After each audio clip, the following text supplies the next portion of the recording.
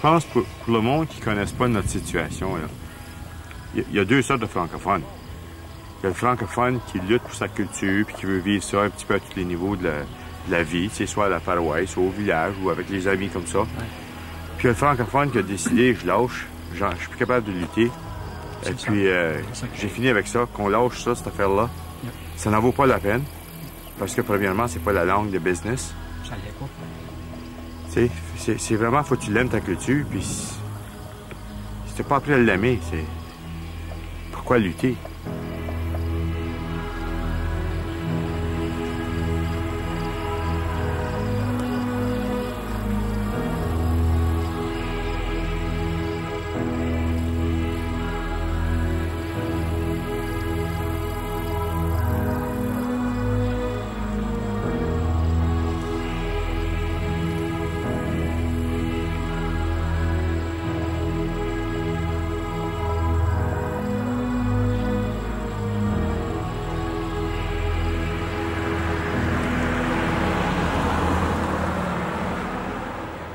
Louison Fleury, son grand-père, Jean Fleury, venait de Versailles, France. Il était marié avec une Chantal Leverge.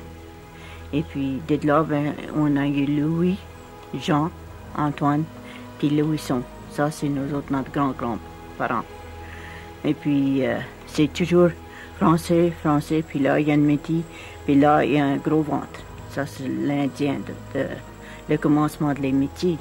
Parce qu'il faut qu'il y ait un Indien pour votre métier. Puis c'est pas notre faute qu'on est bien à moitié. Je vais dire, c'est les affaires d'il y a longtemps. Puis ça s'est passé, puis on ne peut pas démanger ça. N'importe quoi, comment est-ce qu'on peut faire, on ne peut pas le démanger. C'est tout fait. Et puis, il faut qu'on vit avec cette affaire-là.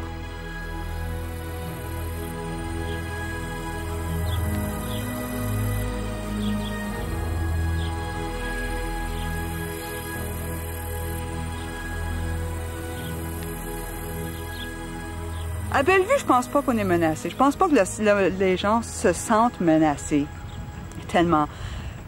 Parce qu'on se trouve presque d'un petit monde. Alors, on se tient ensemble. Et puis, ça marche.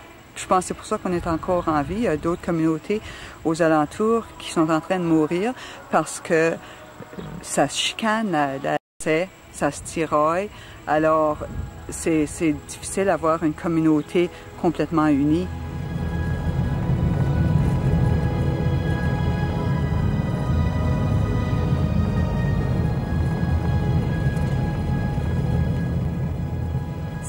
C'est pas la faute à personne si on perd une langue ou une culture, c'est la faute à nous-mêmes. C'est notre responsabilité. C'est nous autres qui avons failli si nos enfants ne parlent pas le français. Mes frères et mes sœurs m'ont parlé en anglais, ça fait que c'était bien facile à apprendre l'anglais puis perdre le français. On s'en sert pas assez souvent puis on le perd.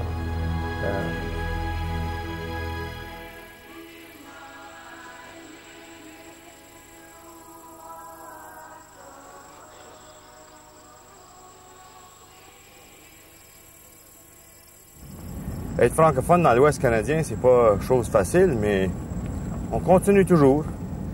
Il y a un petit peu une analogie, un petit peu pareil à mes bisons. Vous savez, j'élève du bison. Le bison est presque devenu extinct. Alors, je me sens un petit peu solidaire avec lui dans le sens que on est toujours ici, les francophones. On n'est pas nombreux, mais on continue.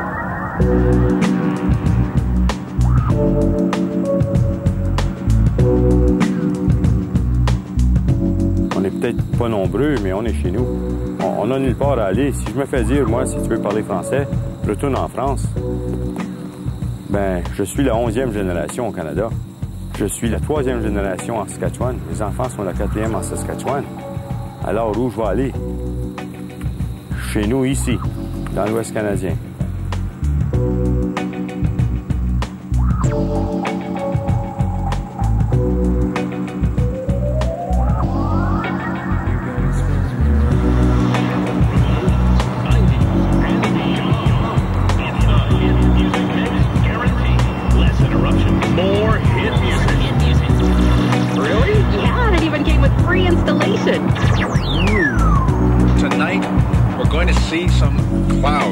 disrupting. Il faut bien comprendre la situation dans laquelle on se trouve. Premièrement, on ne peut plus évoquer l'ancien discours essentialiste, culturaliste du Canadien français. Ça ne marche plus maintenant pour essayer de développer chez les jeunes, parce que l'avenir des francophones, c'est la jeunesse. On ne peut plus utiliser ou invoquer cette notion ou cet état d'être comme nous étions il y a 20 ans, 30 ans, pour essayer de créer cette symbolique. Ça, c'est la première chose. Deuxième chose, il faut reconnaître que les enfants, les jeunes d'aujourd'hui sont imbus de culture anglo-américaine.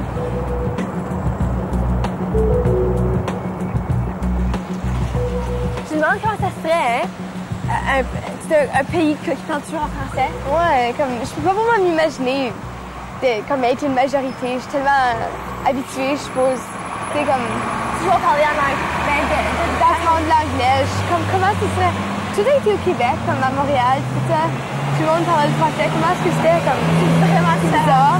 Oui, non, tu te sens différente au complet. C'est comme, ici, c'est comme, tu parles et puis tu sais que le monde ne te comprenne pas. Alors, tu penses différemment, tu dis ce que tu veux. Là-bas, c'est comme, un peu attention, puis tu rentres dans le magasin, puis c'est fun. Tu sais comment les francophones, on a comme une façon de parler entre nous deux. Là-bas, c'est comme tout le monde, c'est comme ça. Ils sont gentils, t'arrives, tu parles. Toujours en français, tu vois les films, les enseignes sur les murs, c'est en français. Mais là, ça change ta mentalité. Tu penses en français. Ici, tu penses en anglais, mais tu parles en français. Alors, on me dit que c'est comme on change tout le temps. Mais il faut que tu ailles au Québec.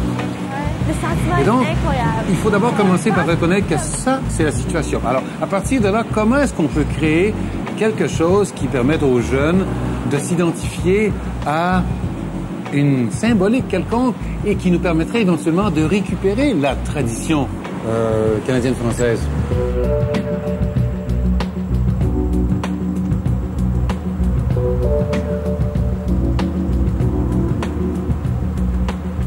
On a probablement la plus courte saison de production ici. La saison de miel dure peut-être 30 jours. Et puis malgré ce fait, on arrive à produire environ 95 kg de miel par ruche par année, ce qui est probablement une des meilleures productions au monde. Même les pays tropicaux, où ce qui peuvent produire 365 jours par année, n'arrivent pas à faire autant de miel qu'on fait dans la région ici. Ça, c'est un beau cadre. Ça, c'est absolument... Ça pèse environ presque 3 kilos.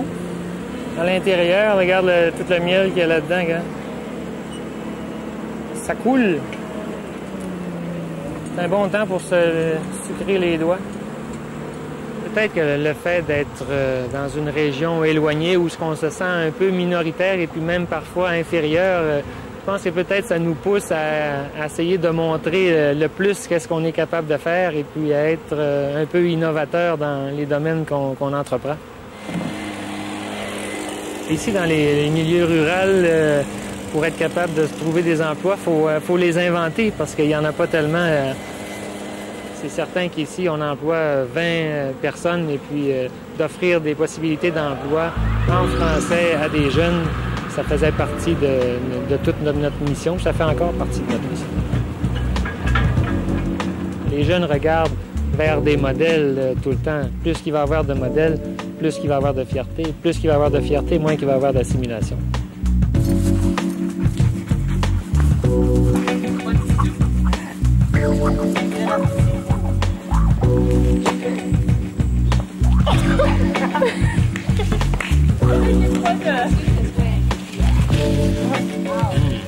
C'est bon. Sont plus belles de ton côté.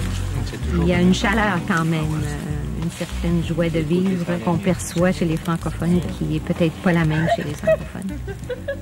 Si on va à une soirée ici, on peut voir des gens de 80 ans avec des bébés de 2 ans. Et ça quand même, ça crée une ambiance qui est très chaleureuse. Parce qu'il y a encore cet esprit comme familial, même dans toutes les activités sociales, partout où on se retrouve. Oui, je trouve qu'ici, c'est plus facile de parler en français. Je veux dire, Saint-Isidore, je veux dire, tous nos cousins. On parle tout le temps français entre nous autres, puis on a notre école francophone, puis tout. Mais je trouve que moi, je vais à l'Université d'Alberta, à Edmonton, puis que je parle jamais en français. Je parle toujours en anglais, juste parce qu'il n'y a personne à parler. J'ai bien appris les 2 langues, puis assez maîtrisé, là, comme pour dire que je suis assez bilingue. Ça a toujours été important que je parle français, pour moi. Puis pour mes parents, je trouve aussi. Puis j'aime ça, parler français. Je me sens plus confortable aussi. C'est plus naturel pour moi. Mais s'il faut que je parle anglais, je vais le parler. Je pense qu'il y a toujours un grand défi de rehausser la qualité de la langue en situation minoritaire. Parce que même les gens qui ont été élevés en français de façon majoritaire, qui arrivent dans un milieu minoritaire après plusieurs années, perdent certaines expressions. Alors, la qualité, c'est toujours un grand défi. Mais je dirais que les élèves qui terminent une école francophone ont le français à cœur et veulent à tout prix le garder parce qu'ils ont compris la valeur d'avoir deux langues.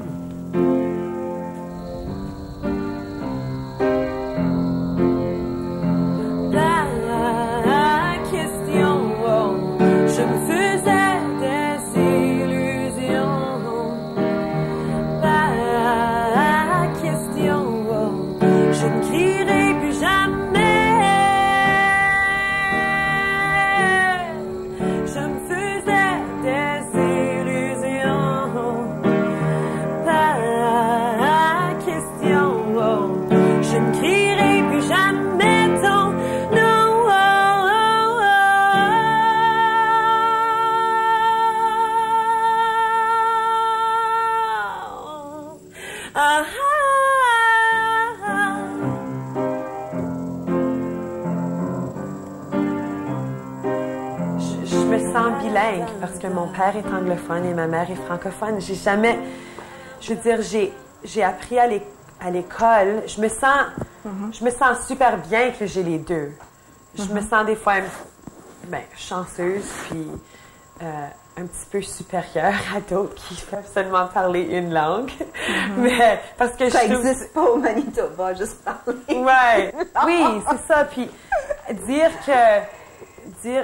que je suis en train de nier la francophonie si je chanterais en anglais, si je chantais toujours en français, le côté de mon père pourrait dire Hey, Dominique, why aren't you singing in English anymore? You know, we really liked that when you did that, tu sais. So, vraiment, là, pour moi, c'est une grosse question. J'ai pas toutes les réponses. Moi, je fais partie de la génération où la question de la dualité se posait pas. Tu sais, je veux dire, anglais-français, là, tu sais, parce que moi, mon expression est française. Oui. Ça veut pas dire que j'utilise pas l'anglais, tout le reste, tu sais. Mais toi, tu es dans une autre veine. Tu fais partie d'une génération qui s'est identifiée comme bilingue. Oui. Mais c'est que tout de suite, il faut que je me pose la question, est-ce que je veux mettre toutes mes énergies envers de la musique en français ou est-ce que je veux enregistrer en disque en anglais? Puis... au Manitoba, j'ai eu beaucoup d'encouragement de la communauté, puis j'apprécie énormément ce qu'ils ont fait pour moi, mais je sais pas, je me sens un petit peu prise, je me sens coupable parce que vraiment, là, si j'avais à choisir tout de suite, là, je dirais peut-être que ce serait plus intelligent, puis de faire en anglais tout de suite. Pourquoi est-ce que tu penses et tu te sens obligé de choisir un ou l'autre quand tu as les deux, puis tu pourrais faire les deux? C'est-tu vraiment juste une question de concentrer tes énergies? Il faut que... Je peux pas vraiment faire un album bilingue. Ça se fait pas, ça se vend pas. Ils comprennent pas. Pourquoi tu as chanté en français? Why do you sing in French? Un jour, je saurai me guérir. Je vais danser et chanter, danser, chanter. Cette valse pourra me guérir. Je vais danser et chanter, danser, chanter.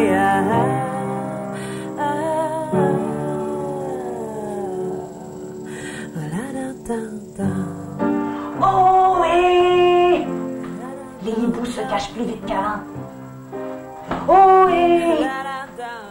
Mais il ne reste plus personne par ici. Qui vivent? Mais où? Terre! Terre! Une très vaste vallée. L'espace a décidé.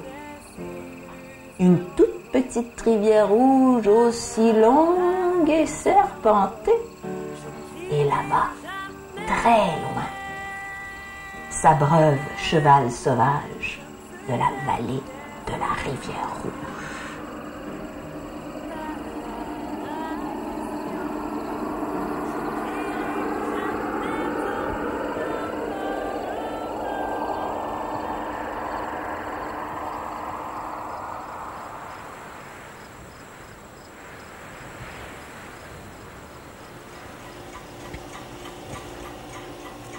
Mon grand-père, il venait de Manitoba. C'est l'hiver Bellevue. Toujours, nous autres, c'est la troisième génération qui les métiers. Un métier, c'était les Français qui ont fait les métiers, dont Marianne Chevazès. C'est de là les métiers sont venus. Les métiers, ça parle un français mélangé. Tu prends comme nous autres les métiers pour le notre français. Tu vas à Bellevue, tu te rencontres tous les Canadiens ensemble. Ça ne parle pas tout à fait le même français de nous autres. On se comprend tout, mais il y a des certaines choses, ça a une grosse différence de nous autres. Autant nous autres, c'est juste le métier, pas fort. Quand mon frère vient, c'est le métier, pour ma belle-sœur. Mais mes neveux et mes nièces, ça ne parle pas français, ça fait que je suis obligé de servir l'anglais. Moi, je suis assez loin en arrière, je ne mélange pas de cri avec mon français. Mais les vieux métiers, pas longtemps, ça mélangeait le cri avec. Alors, mon père parlait bon cri. Mais il était la télé à côté de réserve, lui. C'était à côté sur le réserve, sur Corot. Corot de Soubert, c'est-à-dire.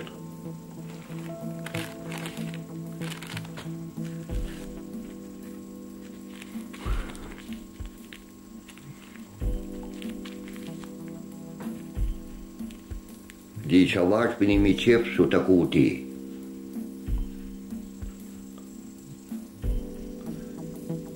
On se parle tout, mais comme moi, c'est là, je ne vais jamais au réserve, c'est là, à côté, j'étais à demi-mille du réserve.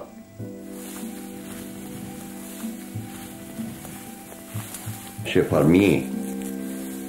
Ça fait que c'est pas mal dur, hein. Il va jusqu'où ton champ, Siméon? Je suis au bois.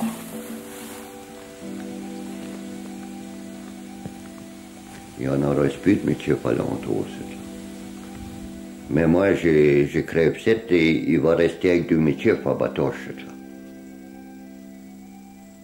Puis il n'y a pas sans doute qui vous remplacer, hein. Les métiers, ça s'en va. Ça se mélange tout avec tout le monde, hein.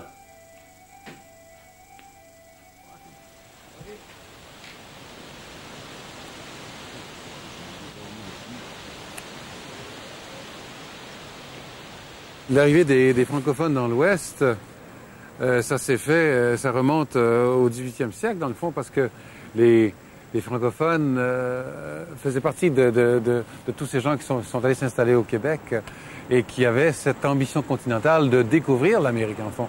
Et assez rapidement, donc, ils ont essaimé partout sur le territoire nord-américain, aux États-Unis comme au Canada, évidemment. Et puis les fameux voyageurs se sont rendus jusqu'au Pacifique, comme vous savez, avec la Vélandrie et d'autres. Et ils se sont installés un peu partout en cours de route et ils ont établi de nouvelles colonies avec les Amérindiens. Et ils ont formé, comme on le sait tous, les Métis, qui eux aussi sont en perte de vitesse, comme les francophones semblent le devenir tranquillement.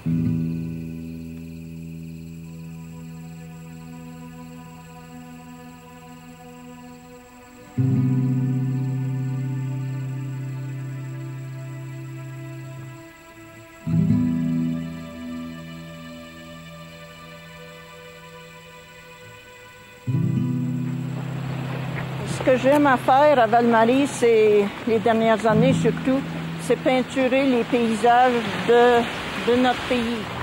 Je trouve que notre pays est aussi beau que n'importe quel qu'on peut voir au Canada. J'en ai pas vu de plus beau. Quand Quand je suis arrivée à Val-Marie, c'était tout français, tout canadien. Et puis, à travers des années, ça a tout changé. Maintenant, on n'entend quasiment pas trop parler français. C'est plus anglais, comme tout le pays d'abord. Tout l'Ouest, à un temps, était canadien. Maintenant, c'est tout anglais. J'ai eu 9 enfants qui ont tous grandi, allés à l'école à Val-Marie. Ils sont répandus un peu partout dans le pays. Je m'imagine que mes enfants parleront jamais français. La plupart, ils ont tous marié des Anglais quand même. Et puis, tiens, là mon petit-fils. Thank you. Just a little bit of dinner. Uh-huh. Did you just get up, or? No, he's not getting ready for it. There you go. There's, look at all that. Mon petit-fils parlera jamais français, comme mes enfants d'ailleurs, parce que c'est tout devenu anglais maintenant. Il est beau quand même.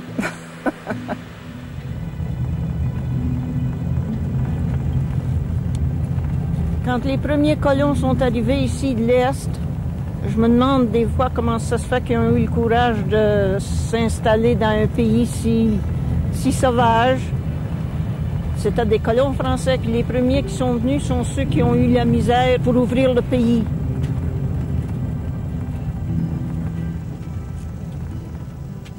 Souvent, le monde n'aime pas qu'on parle français dans notre pays. Puis des fois, on rencontre quelqu'un, puis on est en train de parler français. S'ils nous approchent, ils nous disent « Speak white », « Parlez blanc », « Parlez la race blanche », c'est ce qu'ils veulent dire.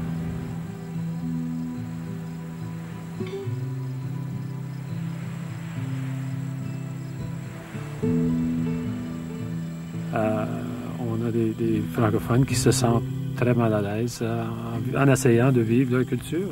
Et puis je pense que ça, c'est un des gros problèmes, des gros empêchements et des embûchements que les gens qui veulent garder leur culture et puis qui veulent transmettre qu'est-ce qu'ils ont hérité de leurs parents à leurs enfants maintenant aujourd'hui, ils ont énormément de difficultés parce que c'est presque mal vu. Et puis quand même, si on est un pays bilingue, on est un pays bilingue, on n'a pas de respect, on n'apporte pas le respect à nos voisins qui veulent garder leur culture. Quand même s'ils parlent les deux langues, la plupart d'entre nous, on parle au moins 2 langues. Et puis ces gens-là ne parlent seulement qu'une langue. Et puis ils se croient supérieurs. Je m'excuse. C'est peut-être différent avec une autre langue, mais c'est l'américanisation qui se produit aussi en même temps. T'sais, on est d'être à côté du plus gros pays. Mais moi, ce qui me fait drôle aussi, c'est qu'il y a beaucoup de monde qui sont, on dirait, indifférents ou bien qui... ça ne leur fait pas de différence s'ils perdent leur langue, ou bien s'ils voient la langue française disparaître de la communauté. On me semble qu'il y en a beaucoup que ça leur fait différent. Je ne pas personne, mais du monde de 75 ans, tu sais. Ils sont indifférents? Non, mais ils sont tannés de lutter. Ouais, tu vas-tu te chicaner pour les derniers 50 de ta vie? Oui, il y a ça aussi. T'sais? Mais ils disent, hey, c'est fini mon affaire, là, moi. On veut juste s'amuser, on va avoir du plaisir avec nos amis. Et puis quand ça vient qu'on parle de notre langue, notre culture, on ne va pas en parler. Laissons ça mourir. Oui, mais c'est comme on expliquait tout à l'heure. Si tu vas une veillée aujourd'hui, une danse ou n'importe où, s'il y a un anglophone là, tu es obligé de parler. On se sent obligé de parler l'anglais. Ça se fait comment c'est que tu peux pratiquer ton français à chaque place que tu vas? S'il y a rien qu'un anglais, toi, t'es 75 francophones, tu parles en anglais? Ben, la meilleure manière pour se débarrasser du français. Hein? Mais comme toi, tu rencontres souvent des anglophones quand tu vas ailleurs. Y a-tu la même intolérance ailleurs qu'il y a ici? Non. Pontac, c'est terrible. Non. La plupart du temps, quand je rencontre du monde, quand ils se rendent compte que je suis français et je parle français, comme c'est un plus. C'est un plus. Ouais. Nos jeunes francophones qui sont en train qui apprennent les 2 langues et puis qui deviennent très efficaces dans les 2 langues, ne restent pas ici pour les emplois, les emmènent dans les grosses villes, dans les grands centres. Alors, on va les trouver dans les grands centres, mais on ne les retrouve pas dans nos communautés rurales.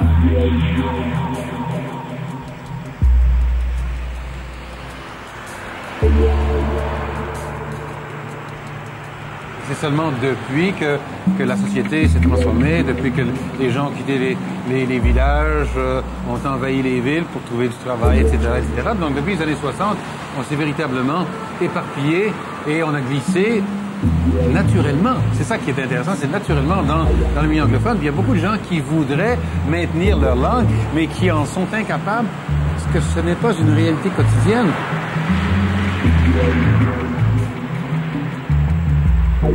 Le français chez les jeunes est une langue seconde, même si c'est la langue parlée à la maison. C'est que les jeunes, naturellement, vont... par exemple, quand il y a un éclat de colère, un éclat de joie, ça va s'exprimer en anglais, non pas en français. À moins qu'on l'ait établi profondément à la maison, puis peut-être l'enfant va s'exprimer de cette façon jusqu'à l'âge de 5 ou 6 ans. Mais après ça, il est neutralisé ou récupéré dans la culture majoritaire. Pour confirmer ce que Paul dit, justement, j'ai 4 enfants à la maison où on parle constamment français chez nous. On a des écoles françaises maintenant où les enfants vont. Mais le milieu, les enfants, quand ils se fâchent, bien souvent, c'est en anglais. Donc, et puis, j'ai jamais adressé un mot à mon enfant en anglais, jamais. Avec moi, ils s'adressent toujours en français, mais entre eux, quand ils jouent ensemble, bien souvent, c'est en anglais, ça se fait. Moi, je vais vous dire une autre chose par rapport à mes 2 enfants. C'est qu'une fois, mes enfants ont peut-être 8 et 10 ans. Je passe dans leur chambre ou à côté de leur chambre dans la maison et je les entends se parler en anglais. Alors, pour m'amuser, j'ouvre la porte et je me mets à leur parler en anglais. Ma fille se lève et m'attaque, me dit « Mais pourquoi tu me fais ça? Qu'est-ce que je t'ai fait? » C'est comme si c'était... Lui parler en anglais, c'était une attaque. C'était comme si moi, je la punissais. C'était un rejet ontologique. Et donc, c'est pour vous dire comment, quand la valeur est forte, quand elle est bien établie, elle persiste, elle perdure.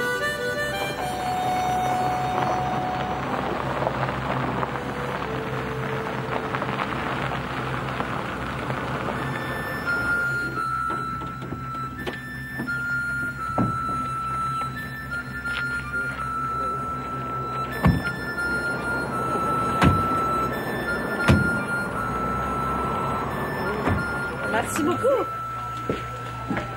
Bonjour. Bonjour. Bonjour. De la soupe au pois. On en mange souvent chez nous, de la soupe au pois. Et la tourtière? La tourtière, on mange surtout de la tourtière autour des fêtes. C'était un plat de Noël, puis des fêtes. À part de ça, on n'en mange pas souvent. On est un peu unique ici parce que c'est tellement français. La poutine ici, c'est très bon. Alors, je pense qu'à Bellevue, les gens sont très fiers de leur langue et puis réalisent que c'est quelque chose de très spécial en Saskatchewan. Parce que la Saskatchewan, c'est une province anglophone, disons. C'est unilingue anglophone. Les francophones ont beaucoup de misère à se faire entendre.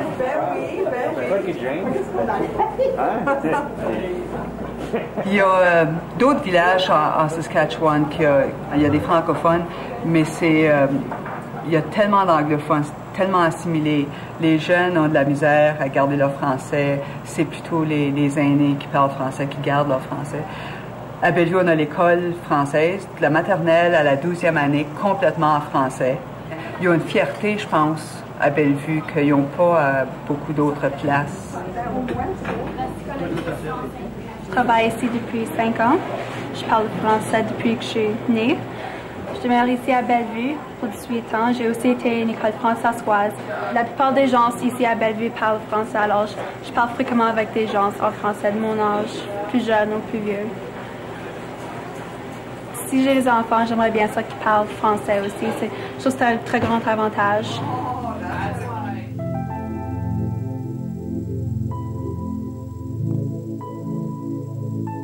La grande chose, c'était les gens avaient besoin d'ouvrage.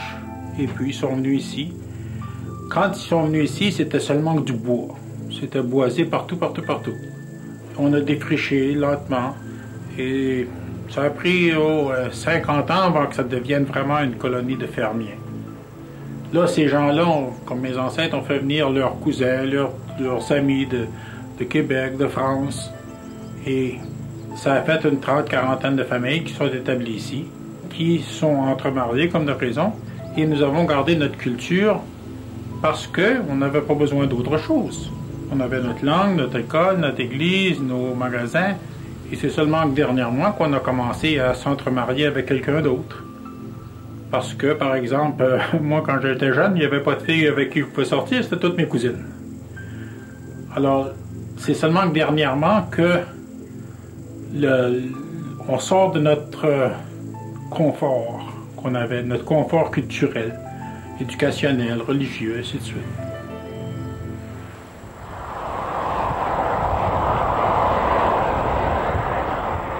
Et ici, je peux dire qu'en Alberta, en 1881, selon le recensement de cette année-là, il y avait une majorité de francophones ici à la ville d'Edmonton.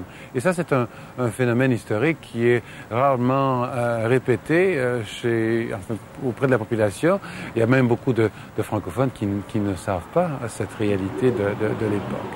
Mais les gens qui viennent maintenant sont souvent des gens qui sont issus d'une autre religion, où il y a beaucoup de Québécois qui n'ont pas peut-être les mêmes attaches que les francophones de l'Ouest, enfin les franco-albertains. Et donc, on est en train de créer quelque chose qui risque d'être très différent de ce qu'on a connu dans le passé. Et c'est vraiment le point où nous en sommes maintenant. Comment essayer de convertir cette pluralité en quelque chose qui crée un avenir, où les gens peuvent se représenter en tant que francophones dans une communauté comme la nôtre.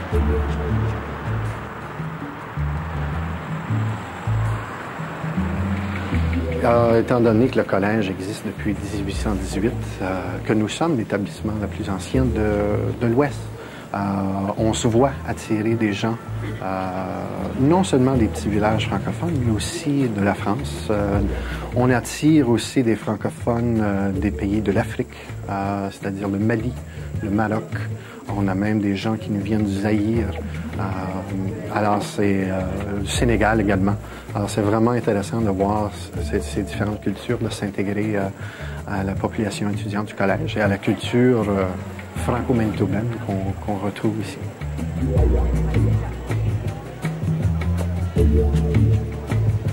Il faut dire aussi que le Canada, c'est une terre d'immigration. Tu rencontres des gens qui viennent de différents horizons. On les appelle souvent des immigrants reçus. Et donc cette mosaïque multiculturelle est quelque chose qui est reconnu dans le contexte canadien. On ne dit pas, tiens, tu viens, tu te fonds, puis comme un melting pot comme aux États-Unis. Non, tu préserves ton identité. On ne peut pas effacer une identité. Et à ce moment-là, on dit, il y a quand même quelque chose qu'on appelle le Canada. On peut être soi-même et faire partie d'un pays, partager ses valeurs, partager ses richesses, ses hauts et ses bas. Et c'est effectivement ce qu'on peut trouver ici au Canada. Les Canadiens, ce n'est pas des Américains sans revolver, c'est pas ça. C'est beaucoup plus que ça. Et je pense que le fait français fait ce que le Canada est. Et ça, c'est extrêmement important, parce que le Canada a été formé quand même par deux grandes entités, les francophones et les anglophones. Évidemment, il y avait la composante autochtone qui est passée dans les tables de l'histoire, mais c'est ça le Canada. Si vous enlevez une de ces composantes-là, ce n'est plus le Canada. C'est pas pour rien que les anglophones, justement, envoient leurs enfants dans des écoles francophones, ce qu'ils appellent les écoles d'immersion.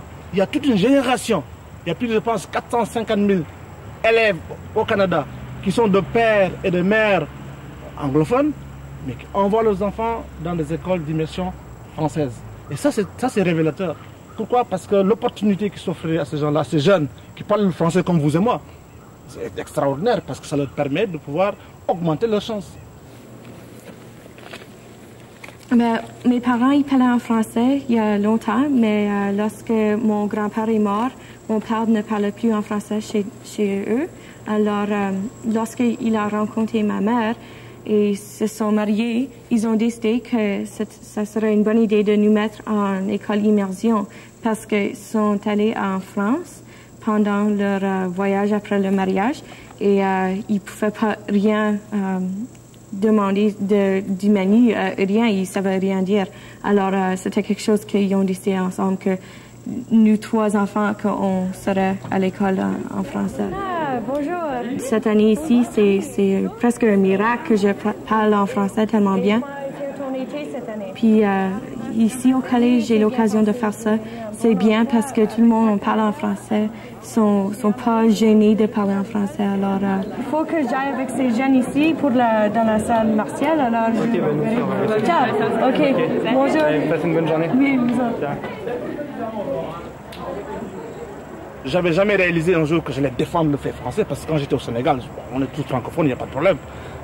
Et ça, c'est quand même extraordinaire de voir jusqu'à quel point une langue fait partie de vous-même. À défendre le fait français, je pense qu'il faut que les gens d'ici puissent nous prendre comme des alliés finalement. Et c'est ça qui arrive maintenant. On voit que le fait français ne peut survivre que quand il y a des francophones. Et ce que nous voyons ici, quand moi je suis arrivé de voir les dangers de l'assimilation, parce que peut-être en France vous êtes trop éloigné, vous ne voyez pas, mais nous on est vraiment à l'avant-scène là. On voit ce qui se passe avec le rouleau compresseur américain qui balaye tout sur son passage. Nos enfants suivent toutes les émissions finalement, c'est des émissions anglaises. Alors à l'âge de 2 ans, 3 ans déjà, ils sont déjà dans le bain. C'est pour cela que je vous dis que vous n'avez pas besoin de leur apprendre l'anglais, ils vont l'attraper l'anglais. L'anglais ça s'attrape ici comme on dit. Quelle est l'identité de ces jeunes-là? Est-ce qu'ils se pensent francophones ou ils se pensent canadiens, comme on le dit, ou ils se pensent américains? C'est extrêmement difficile de le dire. Ces gens-là ne s'identifient pas forcément à l'emblème francophone. Ils ont une culture qu'il faudra définir.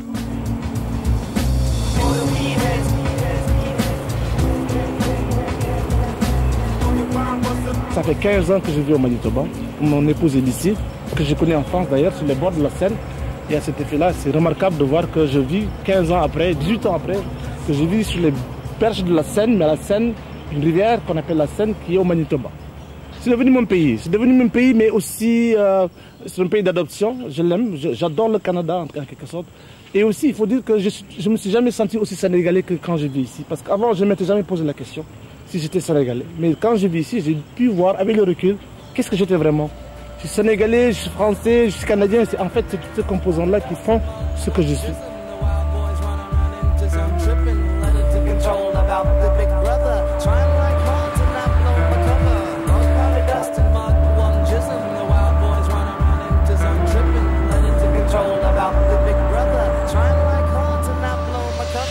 Comment ça va aujourd'hui? Bien. Comment a été votre fin de semaine? Bien? Pas trop chaude? Nous autres, on a commencé notre projet il y a à peu près 20 ans à Saint-Léon. On n'a pas eu assez de patates aujourd'hui. Hein? C'est un projet qu'on a commencé, nous autres, comme un projet de jardinage, pour venir les jeunes du village occupés. That's really good. Oui, allô, c'est Denis, Jardin Saint-Léon Garden. Nous autres, à afficher la question bilingue ici, ça a été profitable pour nous parce qu'on a un certain noyau à Saint-Boniface, Saint-Vital, qui sont francophones et qui sont sympathiques à l'aspect francophone. Tu veux avoir des bledins? Combien t'en voulais pour ce soir? OK, on vous délivre ça, quoi, cet après-midi, ce soir? OK, madame. Bonjour. Bye-bye. Il y a aussi également qu'il y a beaucoup de gens anglophones ou d'autres nationalités qui trouvent ça intéressant, amusant, touristique, si vous voulez, d'avoir l'aspect francophone. C'est que lorsque nous allons dans un restaurant chinois, on s'attend à ce qu'on va parler chinois. C'est simplement une question d'affaires. Ça paye. Alors on le fait. On le garde. Je vais téléphoner pour d'autres patates dessus. OK, si tu as d'autres choses à laquelle tu peux me faire penser, OK, parce que toi, tu as un œil sur ce qui se passe dans le cours là. Tous nos employés que nous avons ici sont tous bilingues. Il y en a qui sont purs canadiens-français, mais nous avons un certain montant d'immersion qui vont dans les écoles d'immersion et les autres qui se débrouillent très bien avec nos clients qui exigent un service en français. Les gens aiment ça, ils aiment ça, le marché ouvert type européen. Alors, ça me donne un peu d'épices dans notre ville. On a tendance des fois à se laisser aller parce qu'on est dans un milieu minoritairement francophone. Et puis on a tendance à tourner vers l'anglais, mais si on fait un effort, nous autres les adultes, tout le monde comprend et ça va assez bien. En tout cas, bienvenue. Mais il faut faire un effort. Hey, how are you? Oui, hello? How do you feel? Oui, on aura besoin d'à peu près 10 boîtes de patates pour cette semaine pour demain matin. Je crois que le français ici chez nous, à force d'être une communauté peut-être un peu isolée ou en marge de la majorité anglophone, on oublie quelles sont les grandes... quelle est la grande attraction de notre culture, les grands avantages, les atouts, les grandes forces? C'est que le français, ça se vit à tous les niveaux, à tout point de vue, dans ses tripes, dans sa tête aussi. Ces trois-là vont être responsables de faire le journal. La première fois qu'ils vont venir, je vais leur faire une tournée du journal, puis voir un peu comment est-ce qu'on est organisé. La deuxième fois, j'aimerais ça qu'ils travaillent avec vous autres sur un texte. La Liberté, c'est le seul journal francophone de la province du Manitoba. Et puis il dessert depuis 1913 la communauté. Et donc c'est la voix, la presse écrite des Franco-Manitobains. Et c'est aussi leur mémoire. On sert un peu d'archive pour la communauté. On a ouvert l'Ouest, nous les francophones. Nous sommes issus du Québec, qui était autrefois colonie française, mais nous sommes vraiment le fruit d'un déplacement d'une population qui était déjà au Canada. Donc dans ce sens-là, nous ne sommes pas des colonisateurs comme les Français l'ont été un peu de part et d'autre dans le monde, mais nous sommes vraiment des gens qui se sont tout simplement déplacés d'un coin de leur pays à l'autre. Donc nous ne sommes pas des immigrants.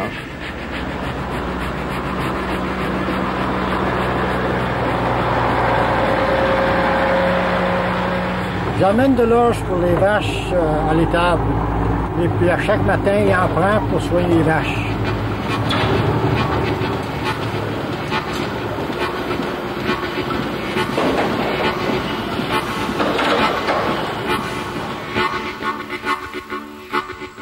Depuis 1953 que ça existe, sa ferme.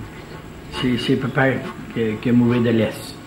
Il avait 7 pionniers, 7 familles. Il était 7 familles ensemble quand ils ont... Non, les 7 familles ont travaillé ensemble. Puis c'était comme une... au commencement, on pourrait comparer ça à une commune un peu. Ils travaillaient avec... Les animaux étaient tout ensemble, puis ils s'entraidaient. Puis ils ont formé, je pense, c'est la Société des Compagnons, qui était l'entreprise, le nom de l'entreprise. Ça a resté en famille pour bien longtemps, jusqu'à temps que ça vienne assez gros et pour être capable de faire des secteurs ou des compagnies, et puis pour diviser les tâches. On a toute la famille qui est actionnaire dans l'entreprise.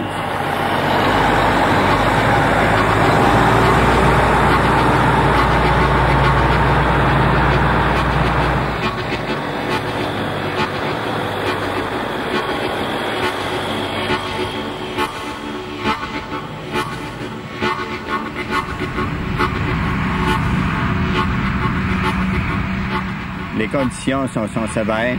Il y en a qui disent que l'hiver dure 10 mois par année. Des fois qu'on a de la neige au mois de mai, juin. On est encore dans le mois de septembre.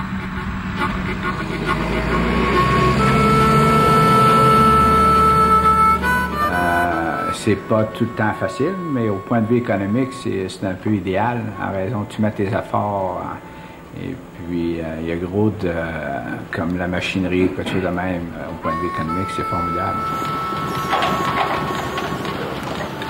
La plupart de l'ouvrage est encore fait en français, la communication. Et puis, il va y avoir quelques employés qui vont être anglais. Mais le principal, c'est que c'est le français qui reste. Mais on a une école française. Nos enfants vont à l'école française. Ça aide. On a eu gros de misère à tenir ça, mais s'il n'y aurait pas ça, là, ça partirait vite. Mais je ne sais pas comment longtemps que ça va durer. Moi je figure que on t'en fait de la part. Parce que comme tu dis, il y en a qui se marient en anglais, puis ça change. C'est juste le milieu qui est dedans. Comme tu dirais, un milieu majoritaire aiderait certainement. Mais ici, dans l'Ouest, c'est très difficile. Donc, la majorité est anglaise. En général, quand vous parlez avec eux, vous parlez en français, mais bon, ils reçoivent un appel, c'est en anglais, ils passent du français à l'anglais sans beaucoup de problèmes. Pour moi, qui me bats encore aujourd'hui pour apprendre l'anglais, tout ça, ça m'impressionne. Je pense qu'ils vont conserver leur français parce que ils s'expriment beaucoup en français. Et je constate aussi que les enfants, bon nombre d'entre eux, parlent en français. Ça, c'est une impression extérieure que j'ai. Je ne sens pas cette détresse de perdre la langue française, non.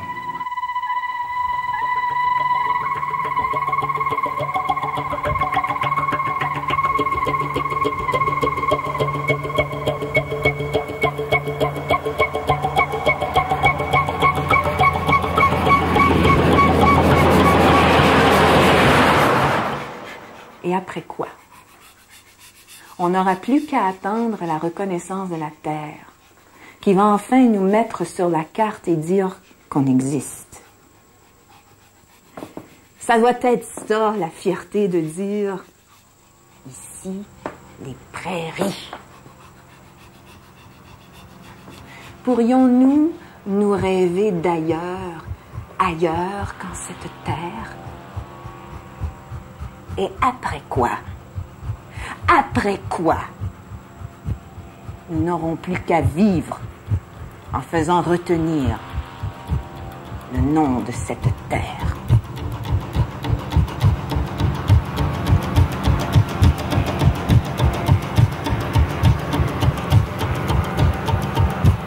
Je pense qu'un facteur important dans cette conjoncture qu'on vit actuellement, c'est la nouvelle réalité culturelle francophone interne. C'est-à-dire que nous sommes maintenant une société plurielle, métissée culturellement avec l'anglophonie ou les anglophones autour de nous, mais aussi au sein même de la francophonie.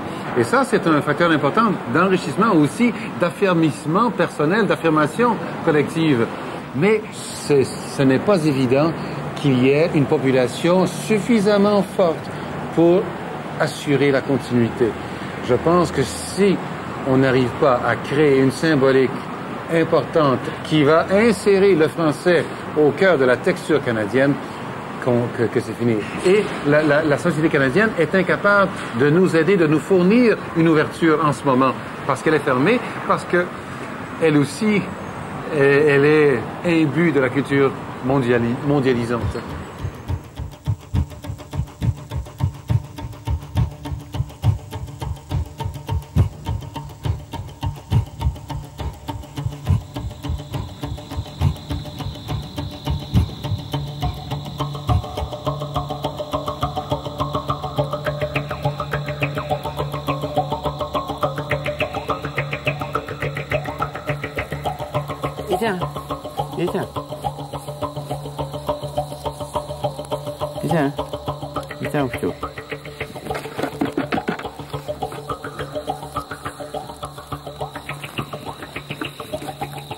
Parce qu'on est un petit peu comme le bison, tu sais. On veut pas vivre seul, on veut vivre en troupeau, on veut vivre avec un groupe. C'est l'affaire la plus naturelle pour l'humain, je pense, c'est de vivre en groupe avec un tas de monde. Puis le bison, lui, il est jamais seul. Jamais. Puis on a quelque chose à apprendre du bison. Parce que quand il vient une tempête ou quelque chose, là, ils se rallient ensemble, puis ils fassent la tempête. Les animaux domestiques, ils se virent le dos à la tempête. Et les bisons, ils fassent la tempête. Je sais pas, c'est dur à expliquer pourquoi on veut continuer. Je peux pas vraiment l'expliquer, sauf que la langue française, ça c'est la mienne. Même si je la maîtrise pas comme il faut, même si je l'abîme parfois, c'est la mienne. Il y a des jours de plaine, on voit jusqu'à la mer. Il y a des jours de plaine, on voit plus loin que la terre. Il y a des jours de plaine, l'on entend parler nos grands-pères dans le vent. Il y a des jours de plaine, j'ai vu des métis en peinture de guerre. Il y a des jours de plaine, j'entends gémir la langue de ma mère. Il y a des jours de plaine, l'on n'entend plus rien à cause du vent.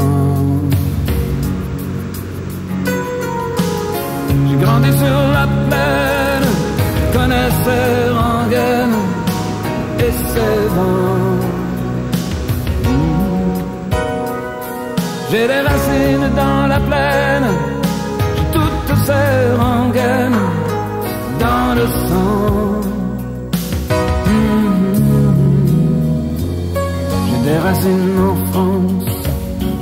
aussi longue que la terre, une langue qui danse aussi bien que ma mère, une grande famille, des milliers de frères et sœurs dans le temps. J'ai des racines en France aussi fortes que la mer, une langue qui pense, une langue belle et fière et des milliers de mots pour le dire. Comment je vis, qui je suis.